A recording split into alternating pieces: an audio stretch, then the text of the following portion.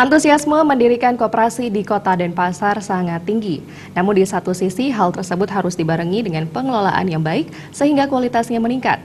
Hal tersebut disampaikan Kepala Dinas Koperasi dan UKM Kota Denpasar, Made Erwin Surya Darmasena.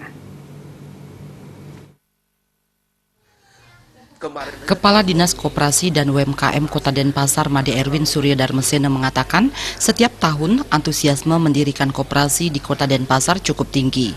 Terakhir pada tahun 2017 ada 58 koperasi yang mengajukan untuk memiliki badan hukum. Tingginya keinginan untuk mendirikan koperasi sangat diapresiasi. Namun di satu sisi, Made Erwin Surya Darmasena menginginkan koperasi tersebut pengelolaannya harus berkualitas sehingga mampu melaksanakan kegiatan koperasi dalam mensejahterakan anggotanya. Menurutnya, koperasi jumlahnya banyak tetapi tidak mampu memberikan manfaat kepada anggota, hal tersebut tidak ada gunanya.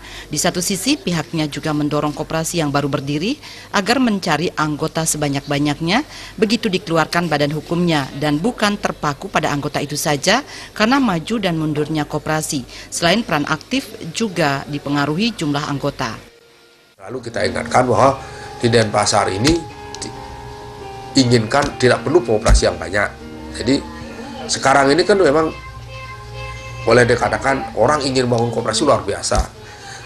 Kemarin aja tahun 2017 ada kurang lebih 58 koperasi yang